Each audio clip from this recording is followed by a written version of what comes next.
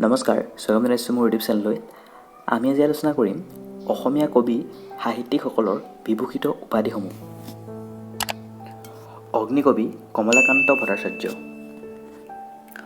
অসম কেশৰী অম্বিকাগিৰি ৰায়চৌধুৰী, অতীন্দ্ৰিয়বাদী কবি নন্দীবালা দেৱী, বকুল বনৰ কবি আনন্দচন্দ্ৰ বৰুৱা, বিপ্লৱী কবি প্ৰসন্নলাল চৌধুৰী, বগ্মীবৰ কবি নীলমণি ফুকন, বিহগী কবি ৰঘুনাথ চৌধাৰী, ভাঙনি কোঁৱৰ আনন্দচন্দ্ৰ আগৰৱালা, ধনী কবি বিনন্দ চন্দ্ৰ বৰুৱা, গীতি কবি পাৰ্বতী প্ৰসাদ বৰুৱা, জ্ঞানমালিনী কবি মৌলানা মফিজুদ্দিন আহমদ হাজৰিকা, কলাগুৰু বিষ্ণুপ্ৰসাদ ৰাভা, কবিতা কোঁৱৰ অম্বেশ্বৰ চেতিয়া ফুকন, লুইত কোঁৱৰ ৰুদ্ৰ বৰুৱা, নটসূৰ্য ফণী শৰ্মা, নিজৰা কবি শৈলধৰ ৰাজখোৱা, নাট্য প্ৰভাকৰ সত্যপ্ৰসাদ বৰুৱা, পাপৰি কবি গণেশ চন্দ্ৰ গগৈ, প্ৰতিমাৰ খনিকৰ চন্দ্ৰকুমাৰ আগৰৱালা, ৰসৰাজ লক্ষ্মীনাথ বেজবৰুৱা,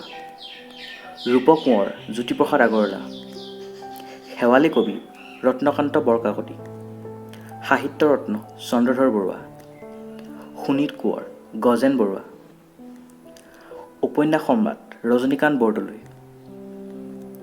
গতিকে আমি আজি আলোচনা কৰিলোঁ অসমৰ সাহিত্যিকসকলৰ উপাধিসমূহৰ বিষয়ে, উপাধিসমূহৰ নামসমূহৰ বিষয়ে, কোন সাহিত্যিকক কি উপাধিৰে নামাকৰণ কৰা হয় সেই বিষয়ে আজি সবিশেষ ভিডিঅ'টিত আমি আজি উল্লেখ কৰিলোঁ। গতিকে ভিডিঅ'টি চাই যদি ভাল পালে তেতিয়াহ'লে লাইক আৰু শ্বেয়াৰ কৰিবলৈ নাপাহৰিব। ধন্যবাদ।